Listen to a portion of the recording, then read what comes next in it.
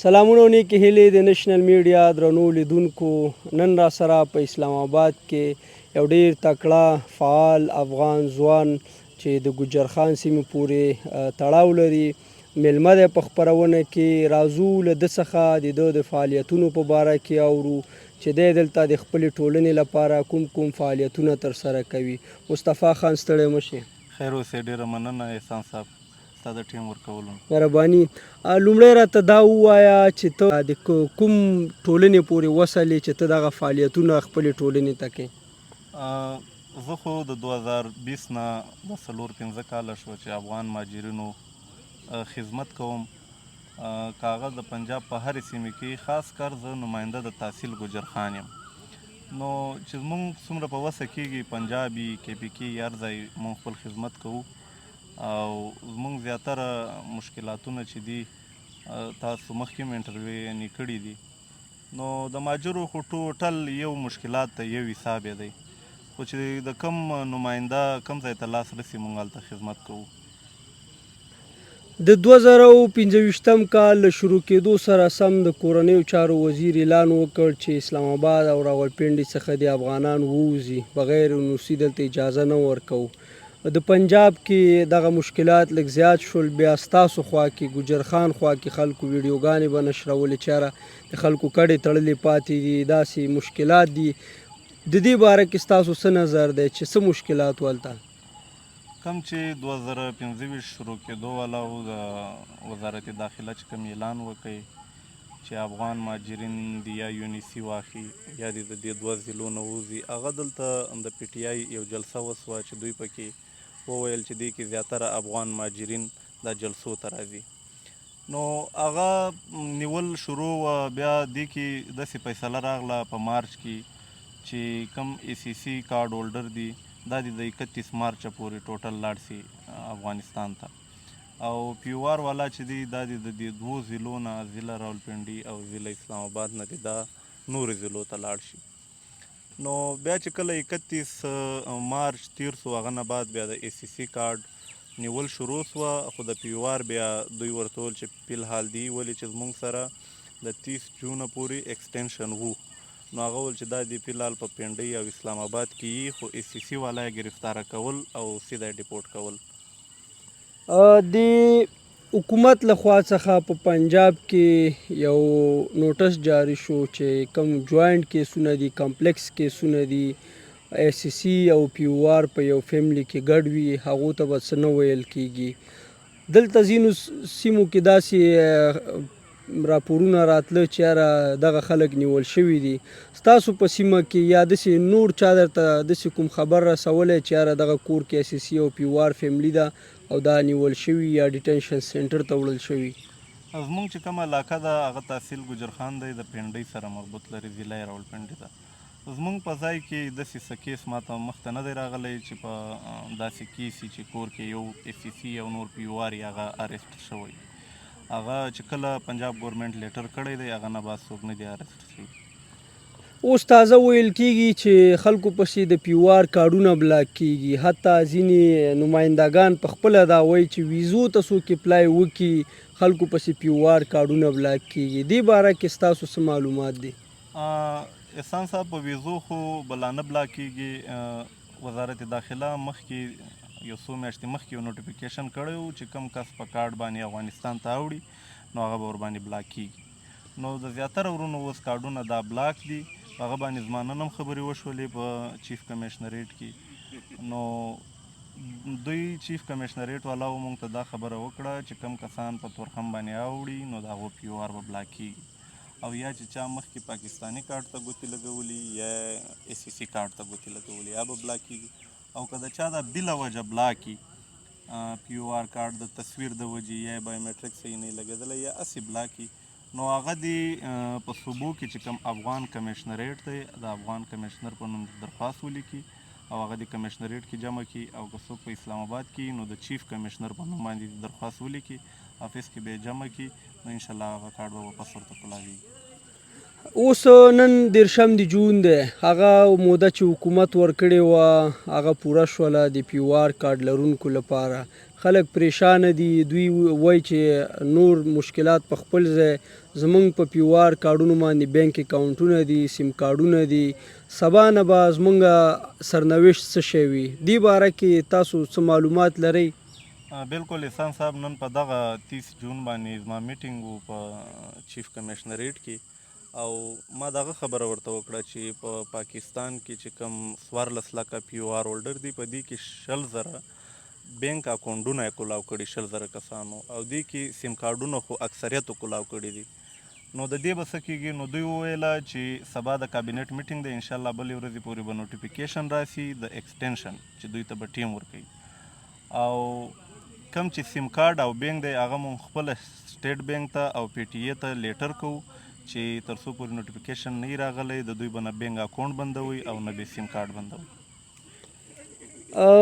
سټیټ بینک او پی ټي اې ته خو به نوټیفیکیشن لاړ شي، بینک اکاونټونه به م اکټیو پاتې شي، سیم کارډونه به م اکټیو وي، خو خلکو سره دا اندېښنې دي چې چیرې زمونږ دغه د پی او آر کارډونو موده 1 هفتې 2 هفتو پورې وځنډېږي، ایکسټینډ نه شي. کیدای شي موږ ځینو ځایونو کې د پولیسو له مشکلاتو سره مخ شو. دا موضوع افغان کمشنریټ نظر کې نیولې که نه؟ دغه خبره مو ورسره وکړه. پولیس چې دي که هغه څوک په اریسټ هم کړي نو هغه یې هولډینګ سینټر ته وړي. هولډینګ سینټر کې د چیف کمشنریټ خپل ټیم ناست دی، نو پی او آر والا چې دی هغه به یو هم نه ډیپورټ کیږي، نوټیفیکیشن به هم راځي او انشاءالله د هغه پورې به څه مشکلات هم نه وي. دغه مشکلات چې شروع شوي دي د 2015 کال راهیسې، دې کې دغه 3 طرفونه ډېر اکټیو دي په پاکستان کې، یو ان ایچ سی آر دی، افغان کمشنریټ دی او د پاکستان حکومت دی. که څه هم افغان کمشنریټ خپله د حکومت یوه سرکاري اداره ده، خو بیا هم دا د مهاجرینو لپاره ځانګړې ده. یو ان ایچ سی آر ته تاسو تر کومه حده پورې د دغه افغانانو مشکلات رسولي دي؟ د یو ان ایچ سی آر سره زموږ میټینګونه سوي دي، اواز مو رسولی، خو هغه دا خبره کوي چې موږ د حکومت سره لګیا یو. خو یو ان ایچ سی آر نه د افغان مهاجرینو دا شکوه ده چې کله دغه 31 مارچ نه مخکې چې ای سی سی نه وتلي، دوی به یوه کس ته $315 ورکول. چې کله دا خلک واپس روان شو افغانستان ته تله، نو دوی یو دم دغه پیسې راکمې کړې چې ټوټل یې $10 کړه، او په پوره فیملي باندې 160 روپۍ دي که 100 روپۍ ورکوي. نو زیاتره خلک د یو ان ایچ سی آر د وجې نه هم پاتې سوه دته. نو موږ د یو ان ایچ سی آر نه دا مطالبه وه چې دغه 315 روپۍ دي 800 روپو ته ورسیږي، خو هغه ونه شول، هغو مکملې پیسې ختمې کړي. که دوی دا پیسې زیاتې کړي وای نو په پی او آر کې به اکثریت کسان اوس په افغانستان کې وای. افغان مهاجرین وایي چې نه تنها د یو ان ایچ سی آر پیسې کمې شوي دي، زموږ د لارې کره نه برابریږي، بلکې هغوی د افغانستان له حکومت څخه هم ګیله لري. وایي پخوا په افغانستان کې جمهوري حکومت و، که څه هم هلته فساد و، هلته جنګ و، لیکن بیا دا خبرې روانې وي چې د افغان مهاجرینو لپاره به هلته ځمکې توزیع کیږي. اوس هم هغه خبرې او ادعاګانې شته دي، ولې تر اوسه پورې د کابل ولایت موږ ونه لیده چې یو ښارګوټی ځانګړی شوی. بل خلک دا ګیله کوي، وایي چې کومو خلکو سره پی او آر کارډونه هم دي 2-3 ورځې تورخم کې یو ځای بل ځای وي او بیا په دولتي موټرو کې ولیږل شي خپلو ولایتونو ته، و چې دا زموږ سره ظلم دی. زموږ دلته 40 کاله وتي، موږ ته باید ځمکه راشي، په پی او آر کارډ باندې باید موږ ته یوه نومره ځمکه راکړي. نو دغه موضوع تاسو نمایندګان یې، مشران یې دلته په پاکستان کې، بیا اسلام آباد کې په خاصه توګه، دا هم د افغانستان اسلام آباد سفارت ته رسولې ده، اتشې ته هم رسولې چې یاره دغه خلک دغه جدي مشکلات لري، د لارې کرایه خو ځای یو ان ایچ سی آر پورې وصل شوه، دا د ځمکې مشکل خو ورته تاسو په وطن کې حل کوي.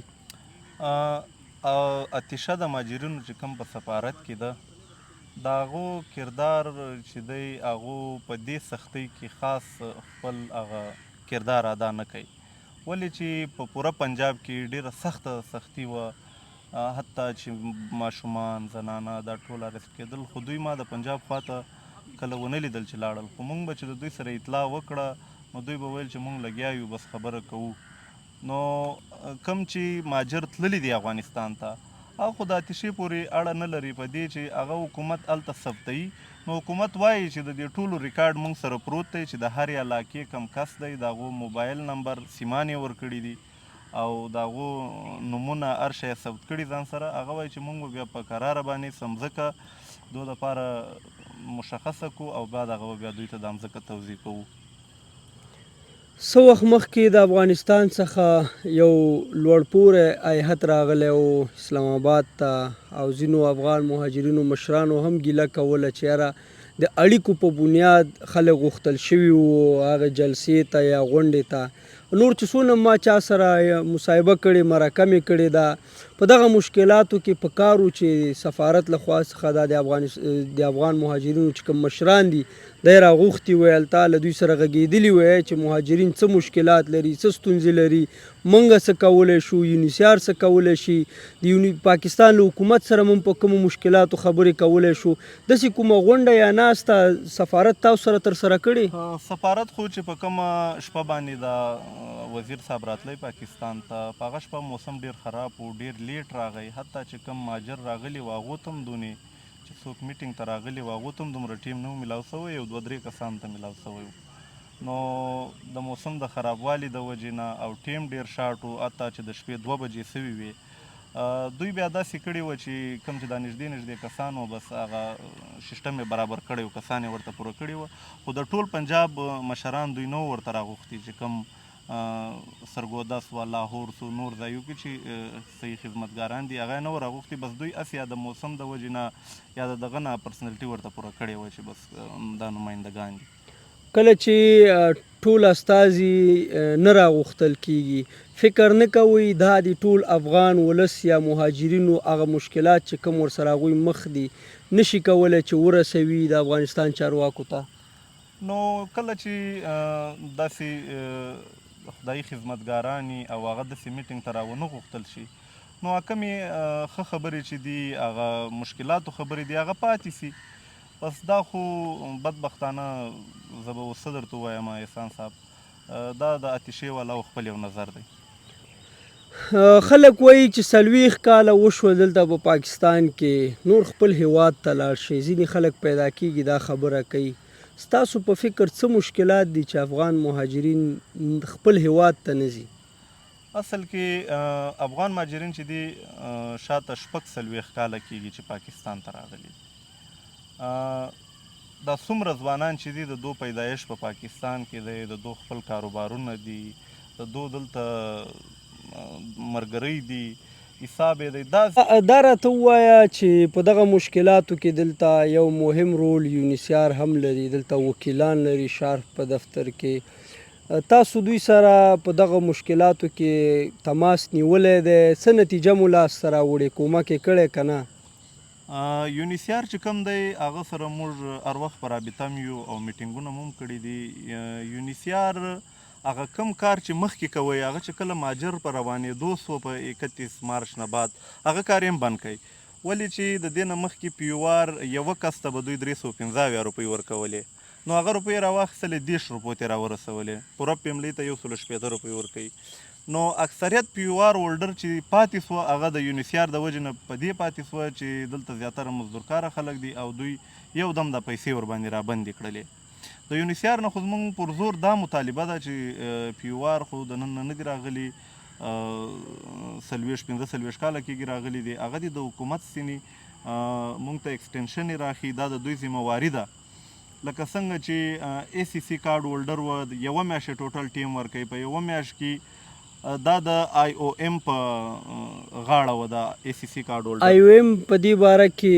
د خلکو مرسته کړې ده که نه د ای سی سی والو آی او ایم چې دی ای سی سی ته یوه میاشت ټیم ورکوي نه ټیم ورته راواخیستی د حکومت نه نه د دوی سره مالي مرسته وکړه د دوی کردار بالکل صفر و ولې چې مونږ به د آی او ایم سره خبره وکړه چې دا څه روان دي دوی به ویل چې حکومت دی خبره نه مني مونږ لګیا یو په لګیاو کې هغه ټیم تیر سو چې پکې ګرفتاره سوه لاړل خو ځینې خلک چې خپل په مرضۍ باندې تله نو آی او ایم چې کوم په پاکستان کې د آی او ایم انچارج دی یا مشران دي هغو دومره ونه کړه چې د دې خلکو ته په تورخم بارډر کې چمن بارډر کې یو سنټر جوړ کړی وای چې د هغو سره مالي مرسته کولی نه مالي مرسته ورسره وکړه او نه ټیم ورته راواخیستی آی او ایم کردار بالکل صفر و په دې باره کې افغان مهاجرین دا ګیله هم کوي چې موږ ته په افغانستان کې د سرپناه لپاره ځای نشته دی نو دا مشکل تاسو دلته د افغانستان سفارت کې چې کوم د مهاجرینو اتشه د هغوی سره شریک کړي که نه؟ هغه سره خو په بار باندې میټینګونه سوي دي.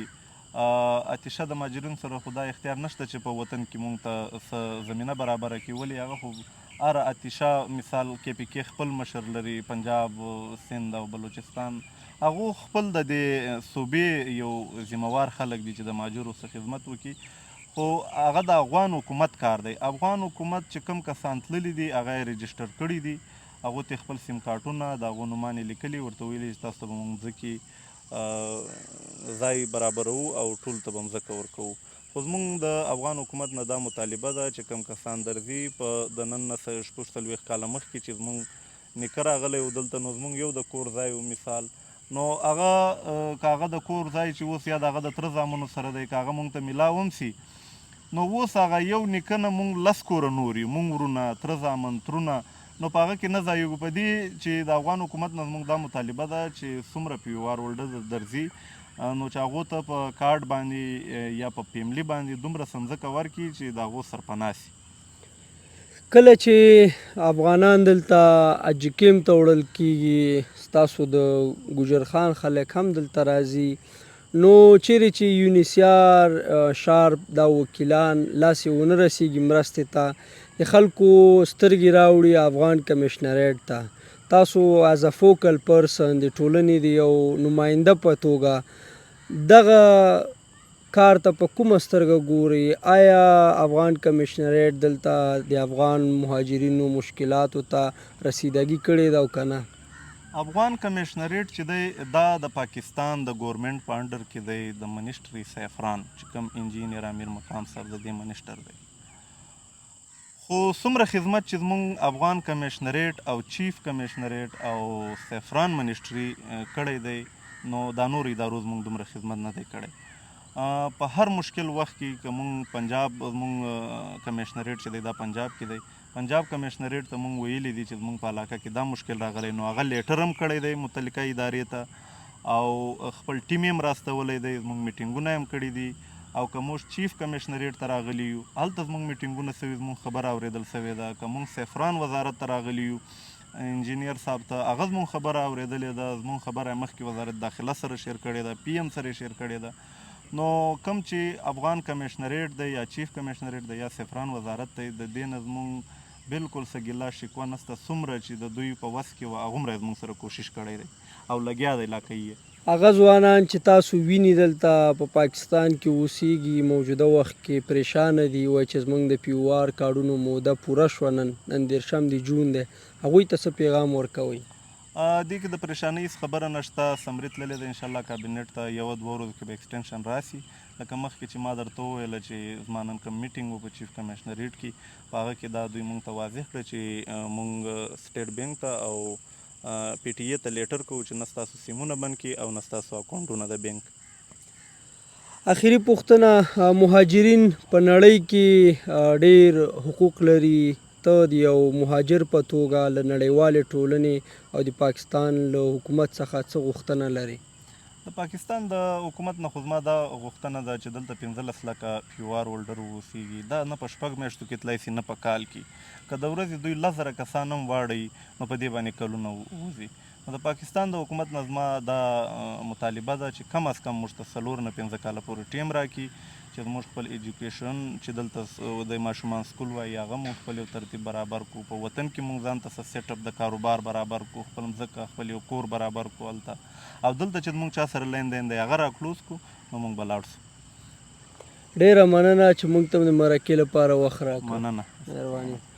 درنو لیدونکو، دا و موږ سره مصطفی خان، مدني فعال او د خپلې ټولنې فوکل پرسن نماینده، د یو ځوان په توګه دلته ډېر فعالیتونه لري. نن هم چې اسلام آباد ته راغلی، نن ډېره مهمه ورځ ده، 13 د جون دی او دی راغلی و چې افغان کمیشنریټ یا منیسټري اف سیفران ته لاړ شي او دغه مشکلاتو په باره کې ځان خبر کړي تر څو خپل دغه پیغام او معلومات خپلې ټولنې ته ورسوي چې خوشبختانه له هغې څخه یو ښه خبر دا و چې ستاسو بینک اکاونټونه او سیم کارډونه به نه بلاک کیږي او انشاءالله په نږدې راتلونکو ورځو کې به دغه د ایکسټینشن نوټیفیکیشن هم جاري شي.